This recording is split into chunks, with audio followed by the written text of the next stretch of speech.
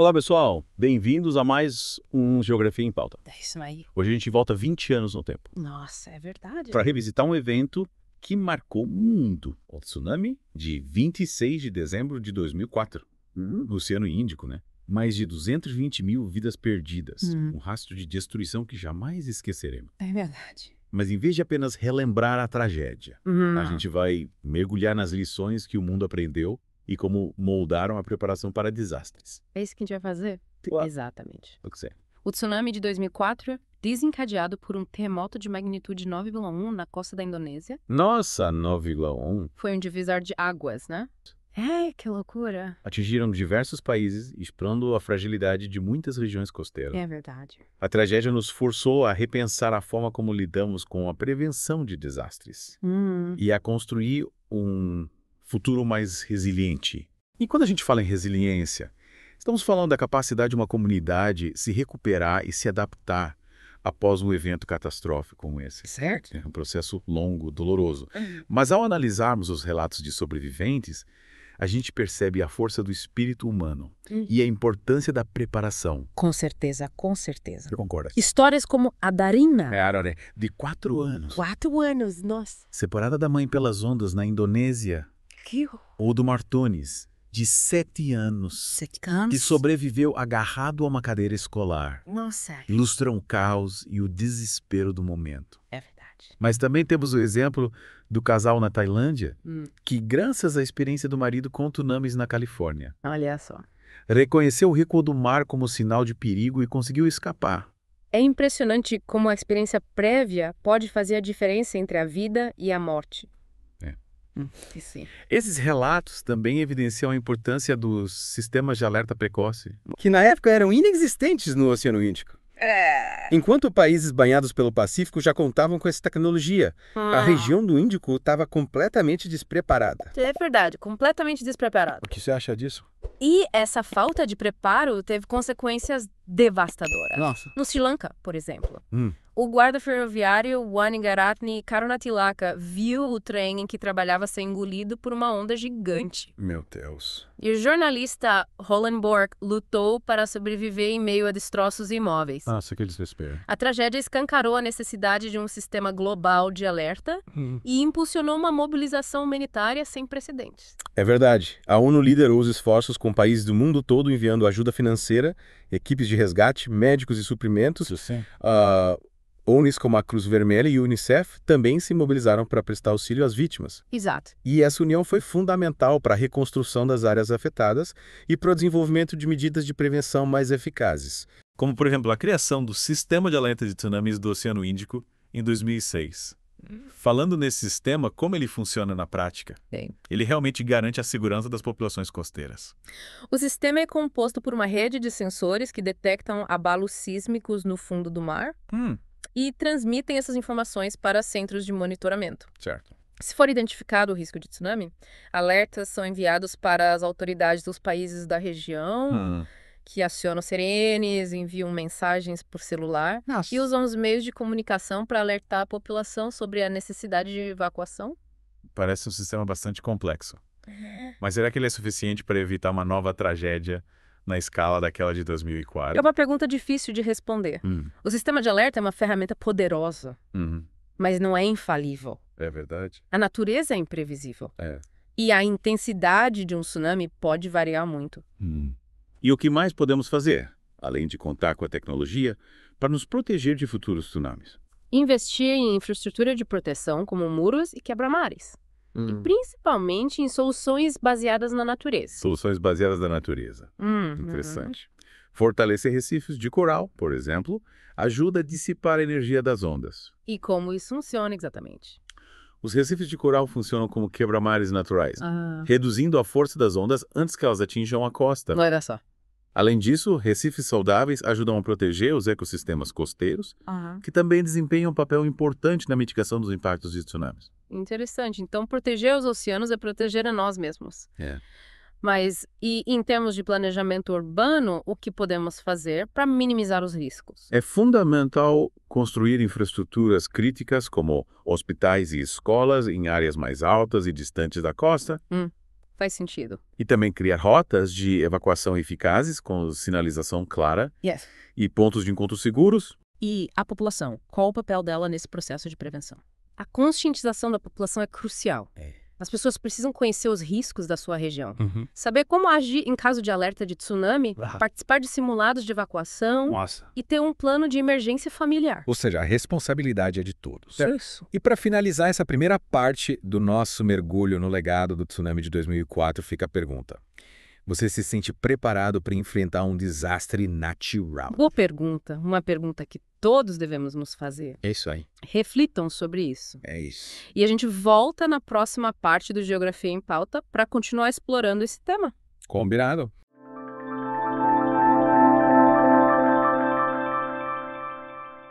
E aí, retomando nossa conversa sobre o tsunami de 2004, você se lembra de como a comunidade global se mobilizou para ajudar na reconstrução das áreas devastadas? Sim, me lembro bem. A resposta humanitária foi realmente impressionante, com países, organizações internacionais, indivíduos do mundo todo se unindo para fornecer ajuda financeira, suprimentos, equipes de resgate, apoio psicológico. É verdade, foi fundamental para ajudar as comunidades afetadas a se reerguerem, reconstruir suas vidas, lidar com o trauma da tragédia. Falando em trauma, o tsunami de 2004 deixou cicatrizes profundas, tanto físicas quanto emocionais, né? Como as comunidades lidaram com a perda de entes queridos, a destruição de suas casas, a interrupção de suas vidas. É um processo longo e doloroso, muitas pessoas perderam tudo, suas casas, seus meios de subsistência, seus familiares, amigos.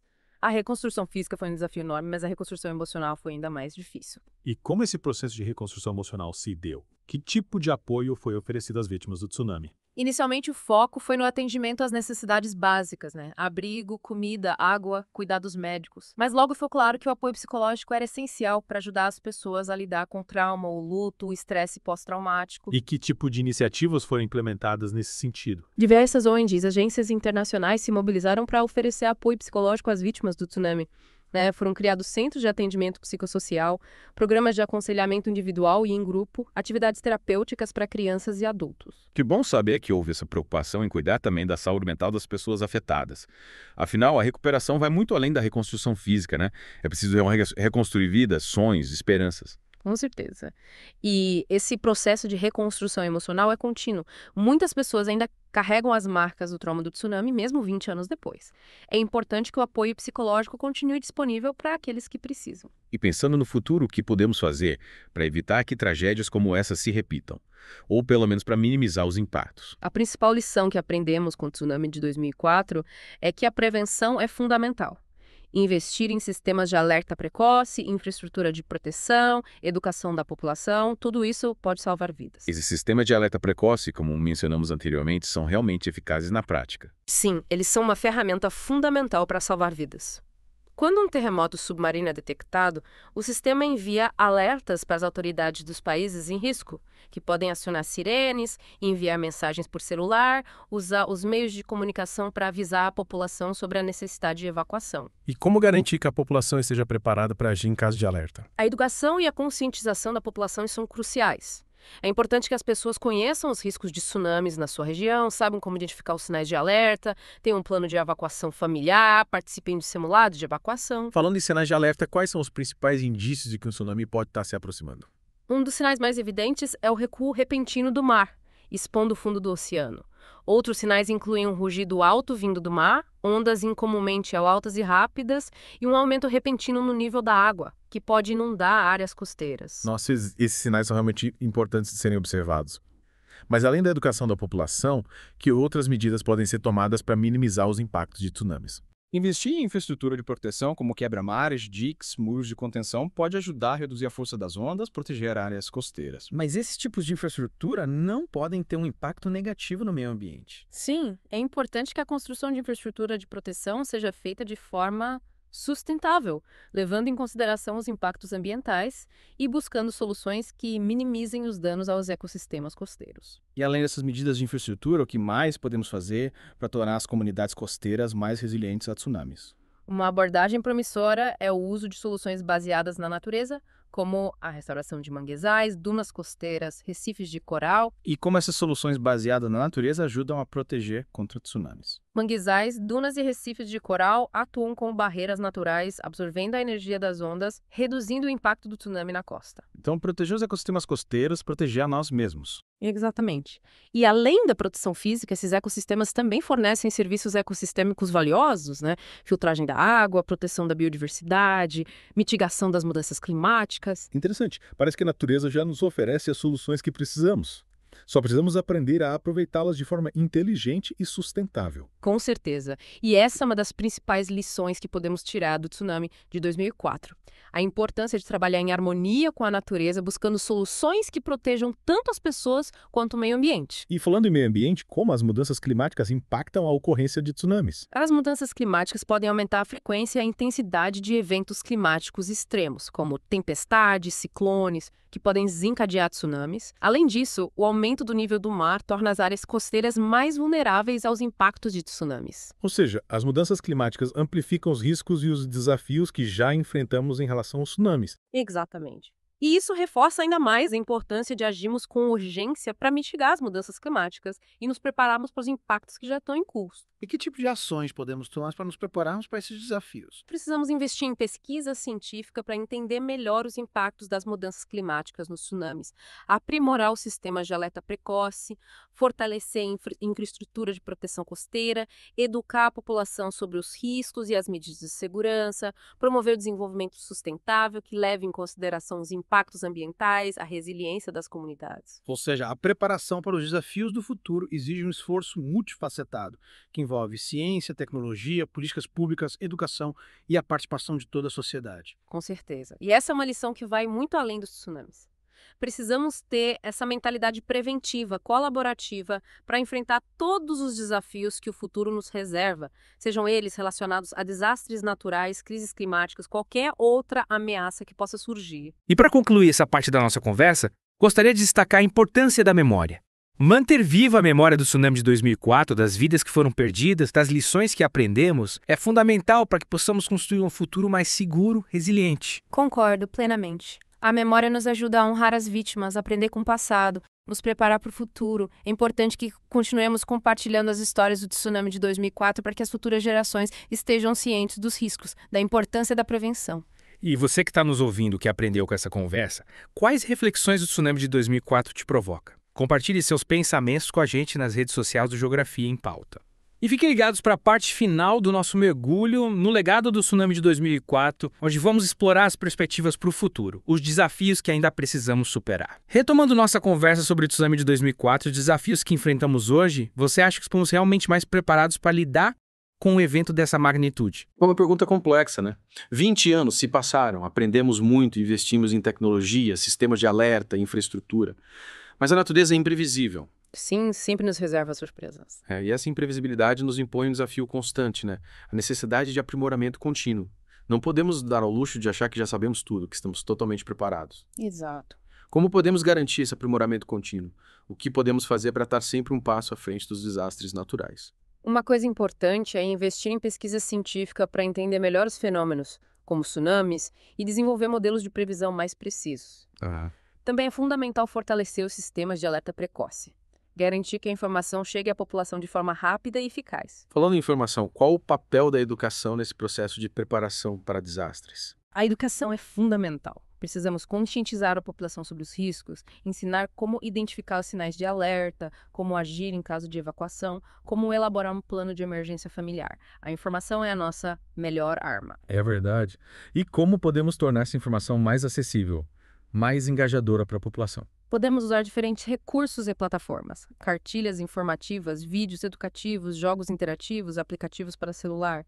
A criatividade é fundamental para levar a informação de forma clara e atraente, principalmente para os jovens. Faz sentido. E além da educação, que outras medidas podemos tomar para fortalecer a resiliência das comunidades costeiras? Investir em infraestrutura de proteção, como quebra-mares, diques e muros de contenção, pode ajudar a reduzir o impacto de tsunamis. Mas é importante que essas obras sejam planejadas de forma sustentável, levando em consideração os impactos ambientais. Claro. E como conciliar a necessidade de proteção com a preservação dos ecossistemas costeiros? Podemos buscar soluções baseadas na natureza, como a restauração de manguezais, dunas costeiras e recifes de coral. Eles atuam como barreiras naturais, protegendo a costa da erosão e dissipando a energia das ondas. Proteger a natureza é proteger a nós mesmos. E além da proteção física, esses ecossistemas também oferecem diversos benefícios, como a regulação do clima, a purificação da água e a conservação da biodiversidade. Exato. A natureza nos oferece soluções inteligentes e sustentáveis. Só precisamos aprender a observá-la e a utilizá-las a nosso favor.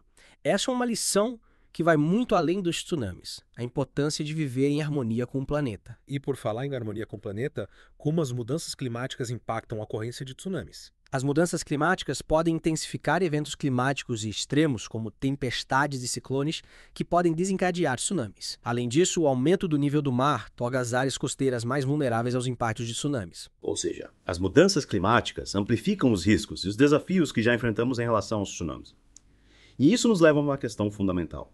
O que podemos fazer para mitigar as mudanças climáticas e garantir um futuro mais seguro para as próximas gerações? Precisamos reduzir as emissões de gases de efeito estufa, investindo em energias renováveis, promovendo a eficiência energética, combatendo o desmatamento. É um desafio global que exige a colaboração de todos os países, governos, empresas e indivíduos. É um desafio enorme. Para finalizar a nossa conversa sobre o legado do tsunami de 2004, gostaria de destacar a importância da solidariedade. Em momentos de crise, como aquele que o mundo viveu em dezembro de 2004, a solidariedade se torna ainda mais crucial. Com certeza. A comunidade internacional se mobilizou para ajudar as vítimas do tsunami, demonstrando que, apesar das diferenças, somos todos parte de uma mesma humanidade. E essa solidariedade nos dá esperança para enfrentar os desafios do futuro. Que essa esperança nos inspire a construir um futuro mais justo, sustentável e resiliente, onde possamos viver em harmonia com a natureza e uns com os outros. Obrigado pela companhia e até a próxima. Até a próxima.